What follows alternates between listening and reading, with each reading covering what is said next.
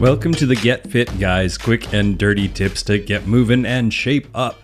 My name is Brock Armstrong, I'm the Get Fit Guy, and you know what? The allure of short, intense workouts is, well, pretty obvious. But is high-intensity interval training, or HIIT, really the only workout you need for good overall fitness?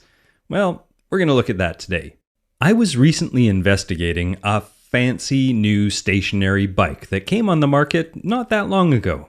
It uses a variation of the high-intensity interval training that I was just talking about.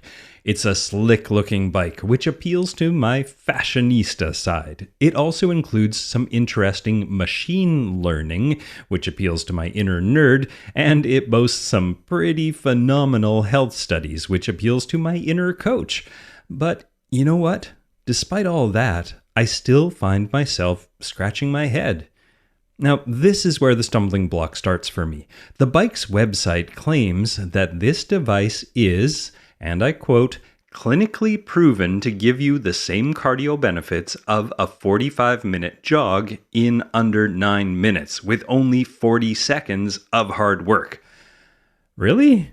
On a stationary bike, where you aren't using your arms at all, your skeleton is supported by a seat, and your legs are only moving through a biomechanically repetitive and limited range of motion? Well, I find that claim dubious at best. Now, before we get into some of the other problems with HIIT, let's clarify what exactly it is. High-intensity interval training, or HIIT, involves alternating brief bouts of high-intensity exercise for 30 seconds to 5 minutes with shorter rest periods during a single exercise session. Now, for most people, the allure of this type of training is that it promises shorter workouts, which still provide results that are equal to or greater than more traditional moderate intensity training. HIIT is actually versatile enough to be used in all types of settings. It also packs a punch that can take some extra time to recover from. Arguably, the most popular form of HIIT is the Tabata method. I wrote about that in an article called How to Use Tabata Training for More Than Just HIIT Workouts.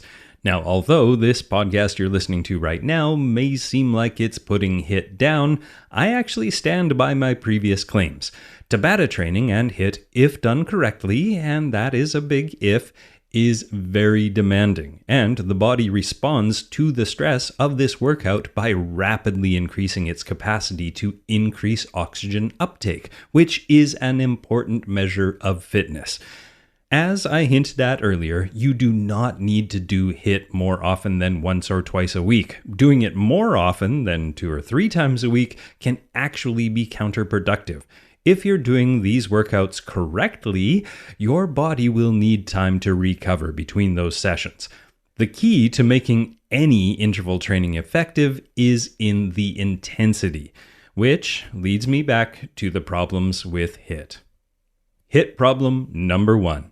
Cardiovascular fitness based on one particular activity is not the same as cardiovascular health in everyday life. Now, in biomechanist Katie Bowman's book called Move Your DNA, she explains it like this. Cardiovascular health comes when the entire circulatory system is used in a variety of ways to deliver oxygen to 100% of the cells in your body. So, with that in mind, let's think about this bike again.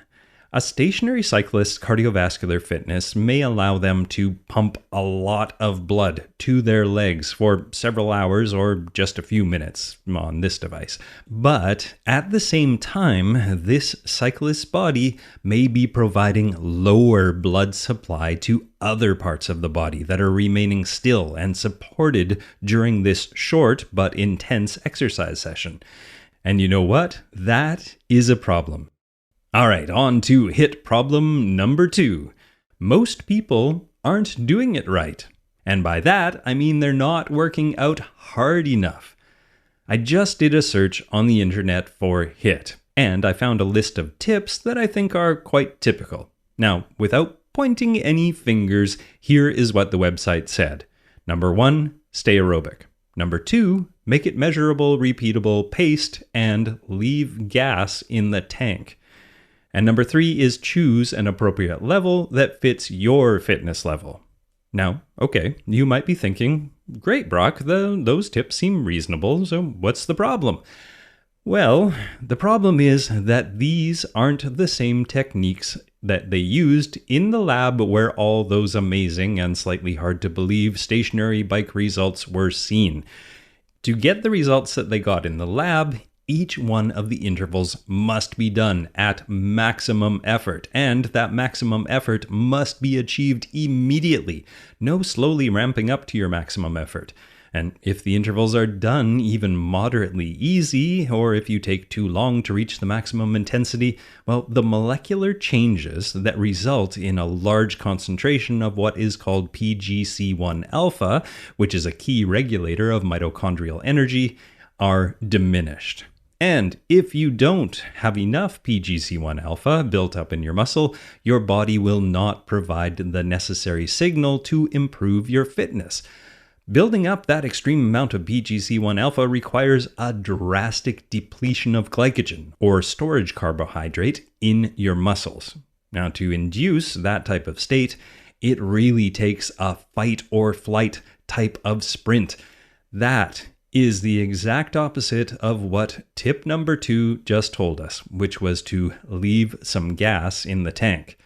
So, if we follow the hype behind HIIT, and we also try to rely on it as a way to boost our fitness in only 9 minutes, done a few times a week with only 40 seconds of hard work, but we also take the advice of leaving some gas in the tank, well, we'd likely be better off and a whole lot happier simply going for a walk. And finally, HIIT problem number 3. It shouldn't be done in isolation.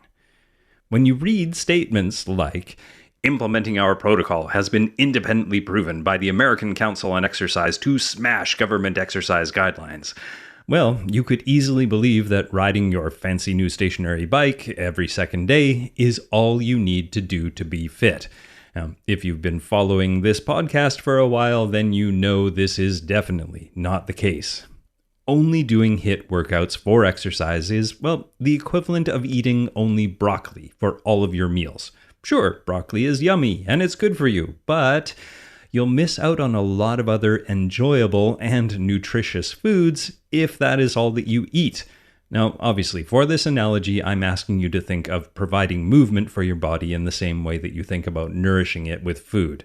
Now, you can think of HIIT like broccoli. It's a valuable source of nutrients, but it shouldn't be viewed as the only nutrition source necessary to be healthy. Now, I am not disputing the various scientific studies that show increases in oxygen uptake, drops in blood pressure, and increases in fat oxidation after using a device and a protocol like the bike I've been talking about, but there is much more to fitness and health than just improving your blood test results. As I explained in my article, Why Cross-Training is Essential and Improves Your DNA, including varieties of movement or cross-training in your fitness program allows you to vary the stress that is placed on your specific muscles and on your cardiovascular system. It has also been known to reduce the possibility of overuse or repetitive movement injuries that can come from doing a single sport or a single intensity for every workout. And how can you stay excited about your workouts if they're done exactly the same way on the same piece of equipment in the same location? Well, you can't. That's how. HIIT definitely has a place in my exercise regimen, but it's on an equal playing field with walking, strength training, mobility or flexibility, and of course, recovery days. So, how can you use high-intensity interval training appropriately? Well, to drive this point home even more, back in 2014, there was a study about intermittent and continuous high-intensity exercise that looked at whether you should mix up your interval training or simply do the same type of HIIT sessions each week. The researchers had one group of volunteers complete 6 weeks of high-intensity interval training.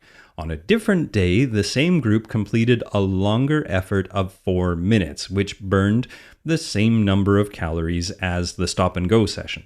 Now, the point of this mixture was to vary the intensity and the length of the intervals.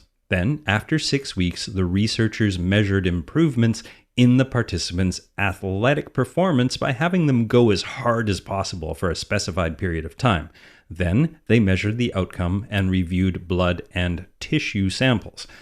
Then the researchers did it all again, but this time, instead of using stop and go intervals mixed with steady continuous 4-minute workouts, they only prescribed the continuous 4-minute steady state workouts.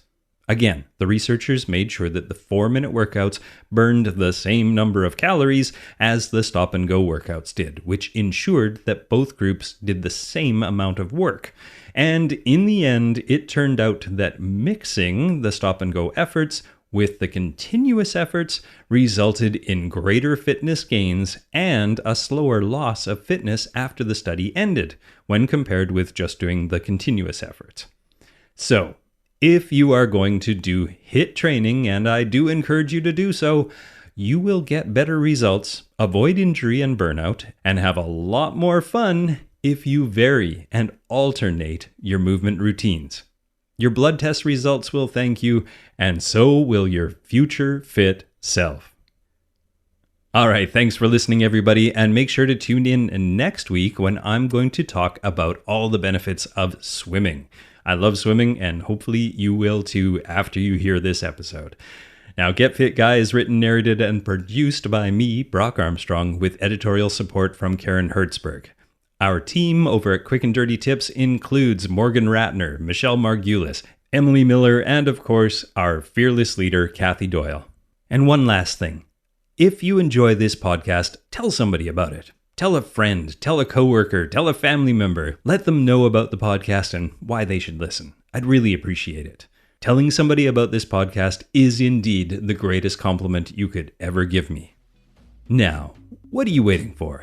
Get out there and do some HIIT, just not every day.